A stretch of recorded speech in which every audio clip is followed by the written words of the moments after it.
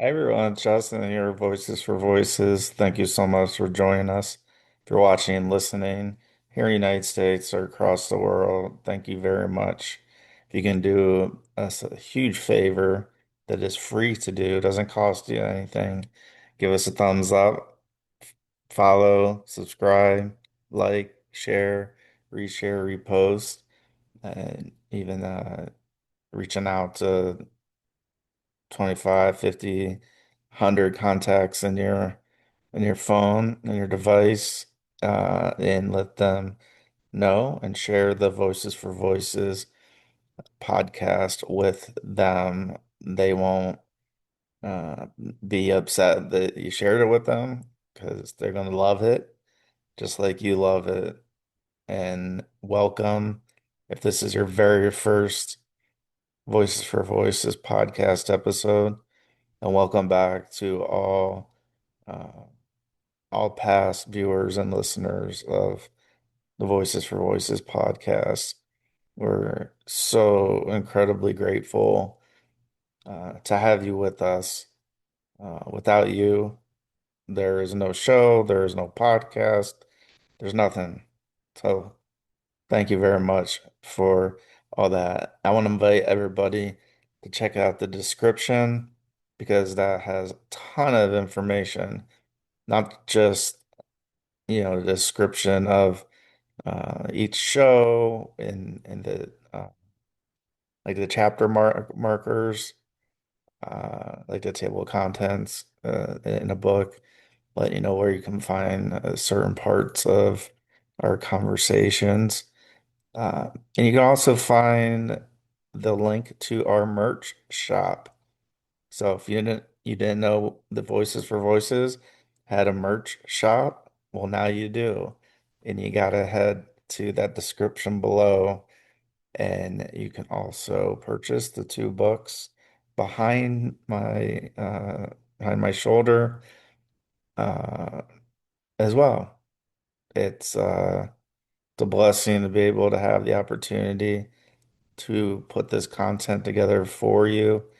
And here in the United States, any purchase of any of our merchandise, of any of our books, and any donations, whether you use Venmo, whether you use Cash App, whether you go to lovevoices.org, lovevoices.org, lovevoices.org, and donate there in the United States, 100% tax deductible. If you live in another country, province, state, territory, just want to check with your tax provider and check and see what the protocol is for donating to a United States charity, a 501(c)(3) nonprofit charity organization that is Voices for Voices. Thank you. So today's show, we're going to talk about life in front of the camera or in front of a microphone and what that's like. Some things may surprise you, some may not, but thought I would share a little bit because I do spend a good amount of time in front of the camera recording voice for uh, the audio podcast portion. And then we also, for those that are watching or have watched, the TV show portion on YouTube or Rumble. You can find those. Uh, and so yeah, so what's life like in front of the camera? I don't know what your thoughts are, what you think, but we're gonna go through and just have a another transparent conversation like we do. And again, did I say thank you again for joining us? Well, thank you for joining us again. So life in front of the camera is very interesting because it's interesting because while there are parts that may seem, I don't know, like glamorous or like, oh, it must be nice to be in front of the camera and must be nice to do this and to do that. I get that. Excuse me. But it's not always like that. So what you see is the finished, what you see and or hear is the finished product. So you see the filming portion, whether the video or the audio. That's what you hear or you see. What you don't see are the moments leading up to filming. So that can be, we talk about the different topics, different areas that we'd like to share and discuss that are top of mind at the current time that we're going to be doing a show. And so nobody sees that part. Uh, yes, there are topics that are very, very straightforward, but that doesn't make them easy because being in front of a camera, it may look just like, this little camera, which is what it is, and it's got the little ring light around it. For this particular episode, we got the little ring, but we have a larger ring light that we use sometimes depending on various things, various variables. And and so when we're trying to come up with a topic or an area, we know that not every single topic and area we discuss is gonna be pertinent, meaning like kind of like relatable to everybody. And we know that. And our goal is to reach and help at least 3 billion people over the course of my lifetime and beyond. Well, if we talk about the same thing every single time, it might get a little old. Now, there are times where we do talk about similar topics. And the reason why we do that is because it's a current thing that's happening. And so it would be um it wouldn't be let's see. It wouldn't be the best thing to do to skip it and to go to another topic when things are going on whether mentally, physically, spiritually, what have you. You're driving to work, driving to the grocery store, you're riding the bus, you're riding the train, you're in the airport, you're flying, uh, wherever you're at, uh, it might be the first time you're watching and listening to one of our shows. And so if there's a kind of like, I guess I would call it like a current event. So sometimes current events are very similar. Not all similar, not the exact same everything, but there may be elements that make events or experiences similar in nature.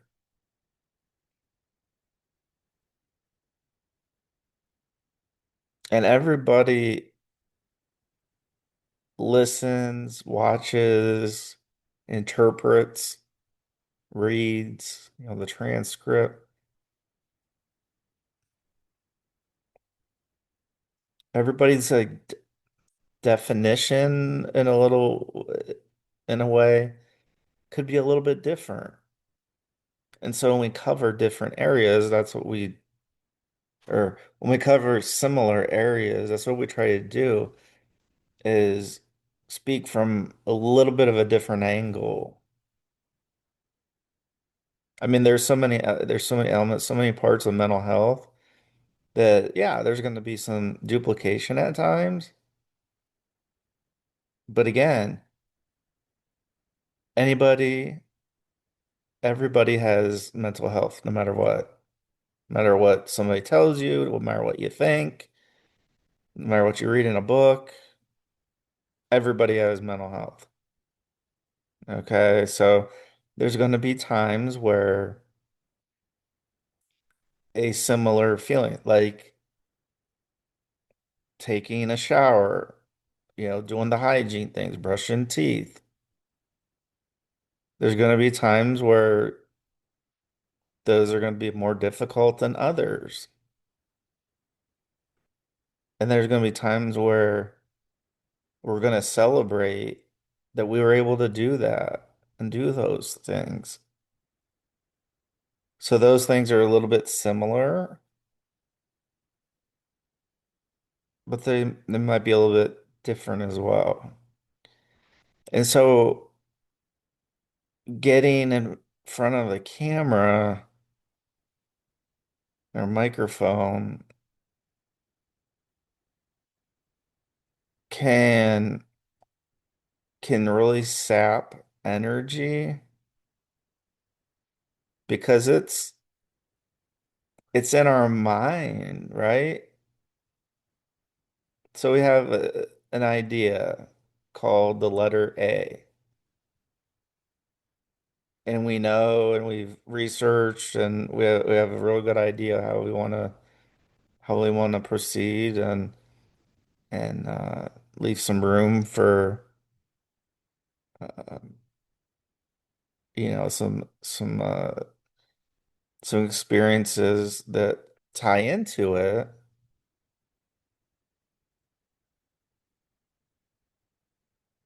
You still got to do it though. You still got to talk about it. You still got to go through not just go through the motions, you have to execute against it. Meaning, okay, an idea comes to mind. I got to write it down. I got to put it somewhere if I'm not in front of the camera at that exact time. So ideas, experiences, that's a big part of being in front of the camera, even though that those elements aren't in front of the camera, right? Because before we get in front of the camera, want to have somewhat, right? Somewhat of an idea of what we're going to chat about. And so for us to do that, we have to have an idea of what we're going to chat about. In order to do that, we have to take, whether it's a minute, 10 minutes, maybe go 2 days without something solid. And that's good. It helps our mind, helps our body rejuvenate. I took 2 days off from the gym. I could have fallen into the pit of making today the third day and then the fourth day. But I got up and I was like, all right, we're doing the gym. And so we did it. So that's kind of executing. Like, I want to go to the gym. I like benefits of that. And I'm going to go. Same thing with getting in front of the camera. Once we have the ideas and the thoughts, we still have to execute. We still have to go in front of the camera and the microphone so that we can complete an episode or two or three, depending on the topic and a myriad of other things. If we don't, then they just become idea. They just remain, not they become, they remain ideas. Like we can hope, but it's not something that we want to, I don't know, get too tied up in. Like I hope this and I hope that. Yeah, there's some things where we do. We hope we get to do this, or we hope we get to do this, and we hope we don't have to do this, and then we hope that we don't have to do that. But when it comes down to it, you got to do it.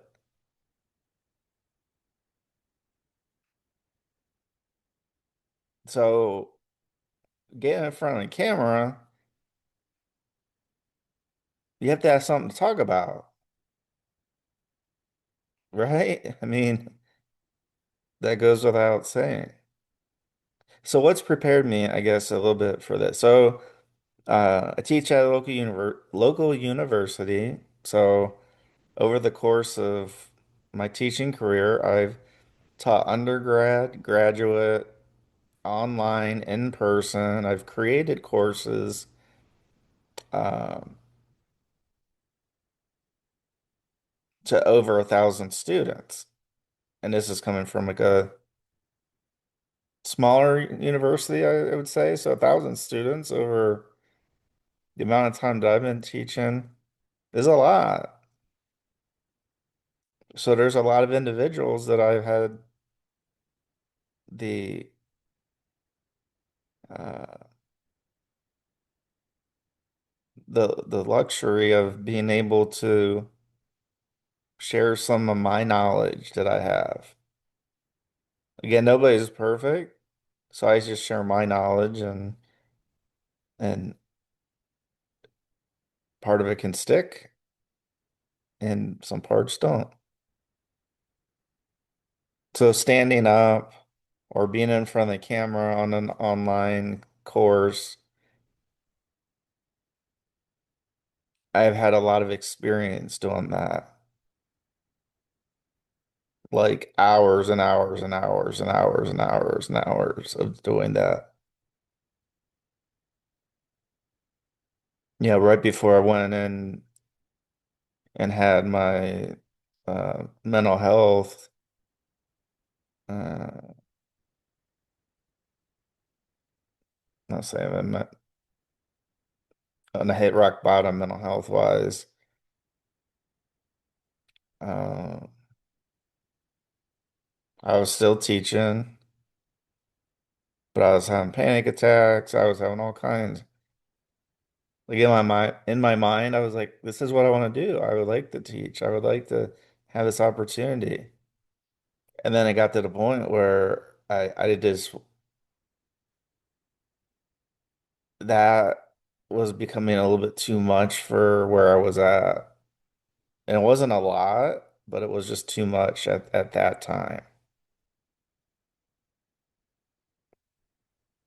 Because, when you're teaching, you have to do some form of preparation.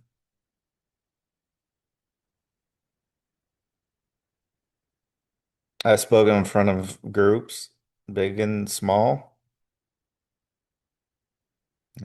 300 students at a time or 25 organization uh, members at a time. And so those types of things help set me up to be a little bit more comfortable in front of the camera. So there's stress being in front of the camera. I haven't mastered stress. I haven't mastered anxiety. I'm doing the best I can. Doing the best I can, just like all of us. We're all doing the best that we can. So sometimes I'll have elevated anxiety or stress, and that will show through to an episode or more. And it has. I mean, let's be real here. It has. The more comfortable we are talking about a topic, the more we understand, the more we research, the more we, practice, the better that we can be. And so I think about the teaching opportunities and the speaking opportunities that I've had. All of those things really have prepared me for this Voices for Voices venture with the podcast and TV show. Because, yeah, I mean, I guess we could get in front of the camera and just start talking and talking and talking. And some of our shows may seem like that.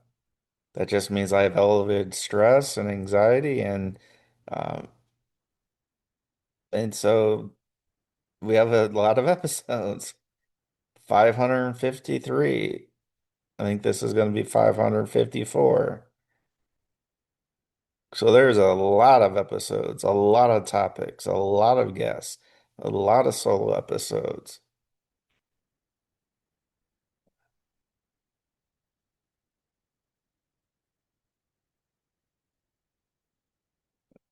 And so we have to be able to not even talk coherently. I mean, yeah, that's nice and easy. Like, oh, yeah, that must be easy just to sit there and talk. Well, it's not. It's not easy. After all the shows that we've done and all the teaching I've done, I still have anxiety. I still have stress. Have I learned to manage it? Not really. I mean, yeah, I have coping mechanisms and the therapy and all that and medications and all that, but that doesn't take every ounce of stress and anxiety away. So practice is helpful. I know I stutter at times. I know I pause at times. I know I say like and so a lot. That's just me. It's just me being transparent. And I say and a lot and so probably a lot.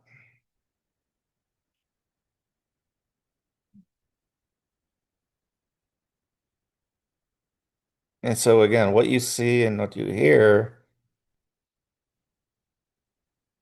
it seems to be like, oh, that's easy to do. Well, it may be that I know there's people that are better than me that have shows and podcasts.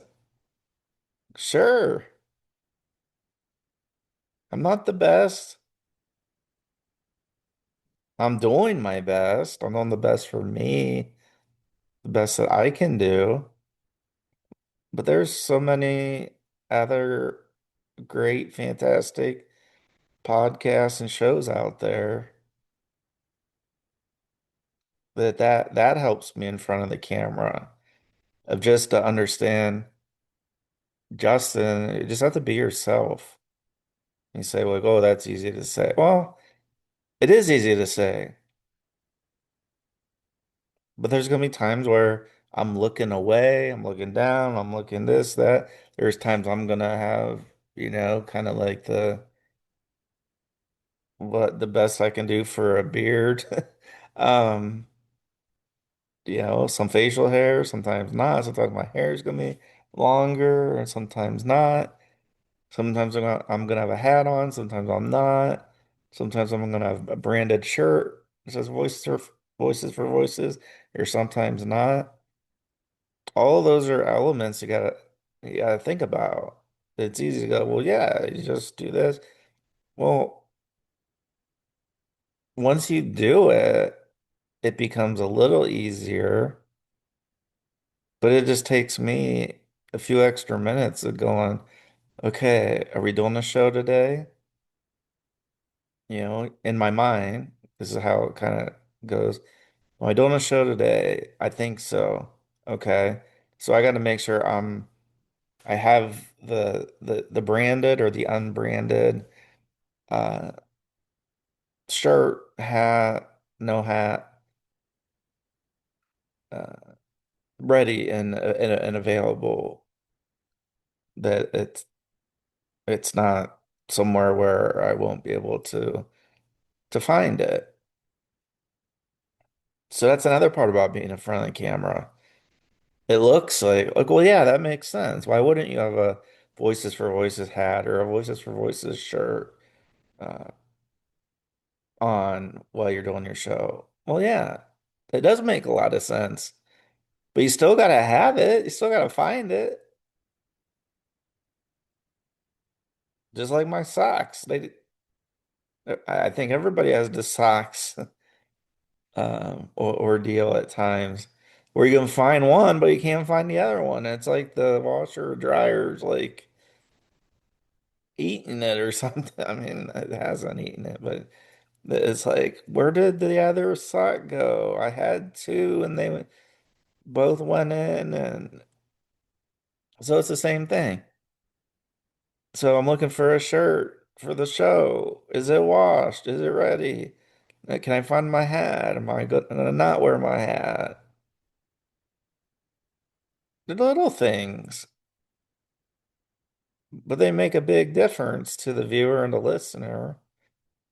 Not so much the listener, because more of the visualizing me and our guest speaking. But for our viewers, I mean, you can absolutely see, like, well, yeah, why wouldn't you? It's like that. That's a good observation, but we still have to do it. Just like we still have to have topics and ideas and thoughts that we want to share. Well, we want to have the clothing, the branded clothing or unbranded, somewhere where we can get to it easily. So if it's in the middle of the day and I'm working on something and I go, oh, an idea just came to me. And so I have to also think about, is everything charged? Is the camera charged? Is the light charged? Is the microphone? Uh, So yeah, you say, well, make sure that yeah, it makes sense to make sure that, you have everything charged up. Well, how about this? You might say, well, why don't you just have it charging while you're doing it? Well, sometimes you can't. Sometimes you can. And one of the times, like now, where I can't is because there's different locations where I film shows at. Some you can barely see like my face, like it's like it's nighttime. So even with the ring light, it doesn't matter. It I still and there's probably shows still out there that are like that. Now that'd be the closest place to have everything plugged in, but if nobody can see my face or if it's just real dark, then it kind of defeats the purpose doing it, of doing a show that's going to be, viewable because it's just going to look again, just all going to look like it's nighttime. To where I'm at now, it's a different spot, but there's no charging station close. It's not like it's miles away. It's not. But it's far enough they can't reach it. And so have to have the battery life in these times to be able to unplug and film without running out of battery power. Again, is it is this rocket science I'm talking about? Absolutely not. But each of these individual things impact being in front of the camera. If the camera's not charged, if the light's not charged, you're not going to get in front of the cam. I mean, you can get in front of the camera, but the camera's not going to be able to turn on. The light's not going to turn on. You get what I'm saying? If you don't have the branded clothes or the non-logo, sometimes I do have and wear shirts with logos and that. But 98, 99% of the time, I have a certain brand. We have a certain brand. And like I have the hat, but I have like a plain shirt, plain color shirt. So all those add up too, right? So it's not just, am I ready for the show? It's, is the equipment ready for the show?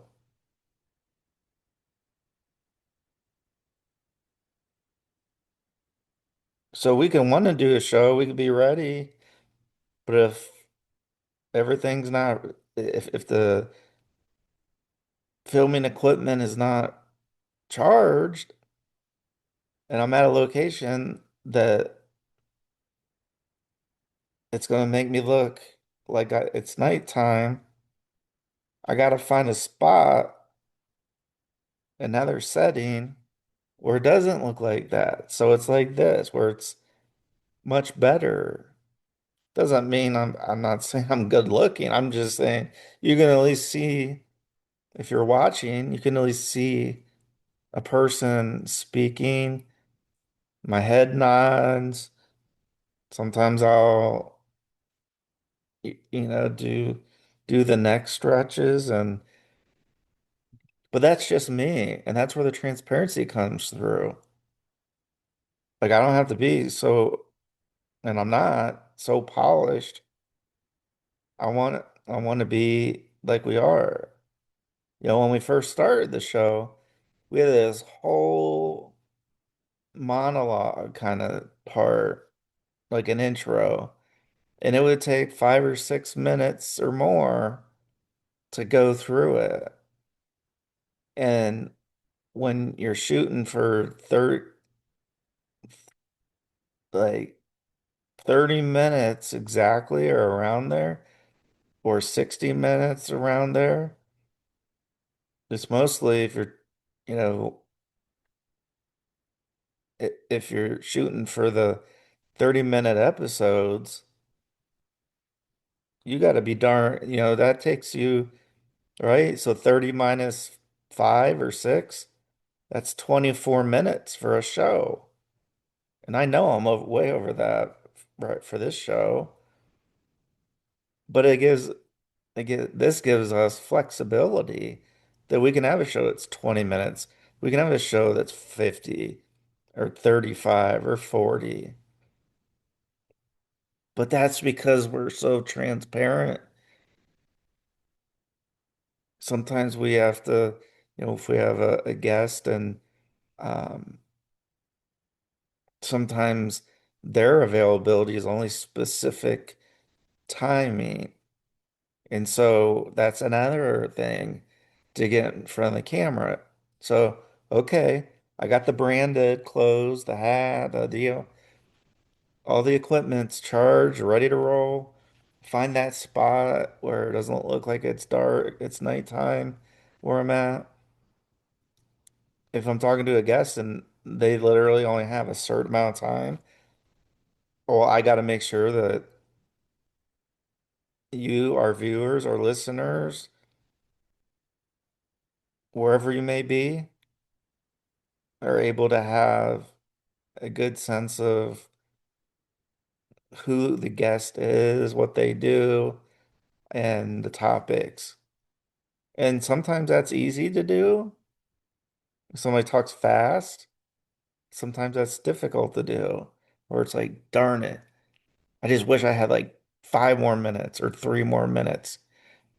And so that's when the monologue started to go by the wayside, where it's like, no, like we'll do like a semi monologue, but the semi monologue's in my head.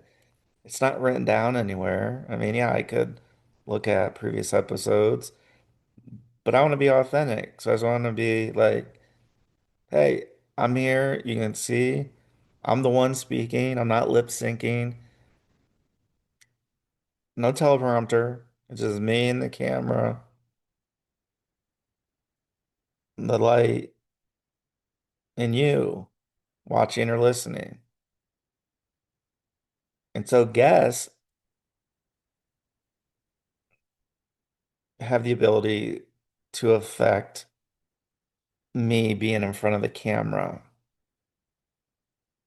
Again, individually, each thing I'm talking about is not hard, okay? I'm not talking about building a rocket ship. I'm not building SpaceX. I'm not building rocket ships getting ready to go to Mars or the like with Elon Musk, okay? But if you take these little things and you add them together, like a little bit, then a little bit more, a little bit more, a little bit more, a little bit more, a little bit more, a little bit more. So now it looks like a lot, or more, obviously more than just one thing on its own. And so I hope I've been able to give you a little bit of an overview. I know I didn't cover probably everything, like I said. I'm not perfect. Nobody is. I shared the best information that I could at this current time. But again, in front of the camera takes a lot of different pieces. Some of it we have a lot of control over, some of it we don't.